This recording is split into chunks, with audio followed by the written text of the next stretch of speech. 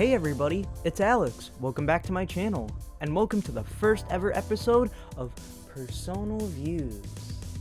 Today, I'm going to be talking about my impressions of Persona 5 Strikers. So, let's get into it. When I played the original Persona 5 in 2019, I was super excited to see where the series could go next, and I was not disappointed when Japanese console owners got a demo of the next spin-off game, which, at the time, was called Persona 5 Scramble: The Phantom Strikers, which eventually got translated into Persona 5 Strikers as we know it today. After playing the demo, I was even more excited to get the game knowing what it could truly be. So, gameplay had to take a huge leap in Strikers, going from the typical turn-based RPG gameplay to a quick hack-and-slash style based on the Dynasty Warrior games, as Koei Tecmo, the developers of Dynasty Warriors, was actually the studio who developed this game with help from Atlus's P Studio, which develops all the modern Persona games. Each of the playable characters has their own style of combat. We have the protagonist Joker as the all-rounder, who uses his dagger for quick slash attacks, along with his wildcard ability to hold multiple personas, which are creatures you can use for magical attacks in combat. Skull has his pipe, which, while also quick, just feels heavier and takes longer to use.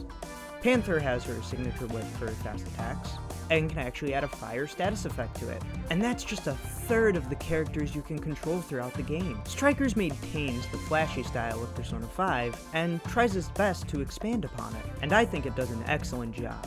The UI has so many different little animations that don't need to be there, like Joker going through the menu elements to meet the different Phantom Thieves. And in combat, it's flashy to the point where sometimes you may forget where you are, which in a hack and slash can be very difficult to get used to, but I ended up dealing with it in time.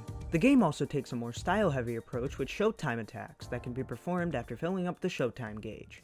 And, just like all attacks from Persona 5 and the showtime attacks from Persona 5 Royal, they have their own flashy style. And while they aren't as intense as they were in Royal, they still have their own unique flair to them, which I really enjoy. So, the story picks up 6 months after Persona 5's ending, where Joker ends up going home after his year of probation in Persona 5, and all the Phantom Thieves meet up to have a nice summer vacation, which gets cut very short when an officer known as Zenkichi tells the Phantom Thieves that they're being framed for changes of heart that they had no involvement in. So, after realizing that the metaverse is back in play, they return as the Phantom Thieves to figure out who's causing all these incidents all across Japan.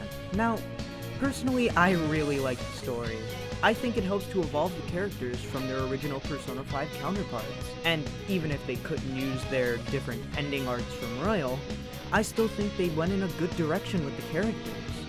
And I just really enjoy all their interaction, even if my boy Ryuji is still basically the butt of the joke all the time. Not so fast. There are cameras here too.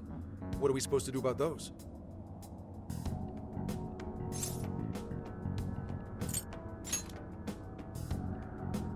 Even though you're clearly visible? We might have a chance if we use Skull as bait. What, is that all I'm good for?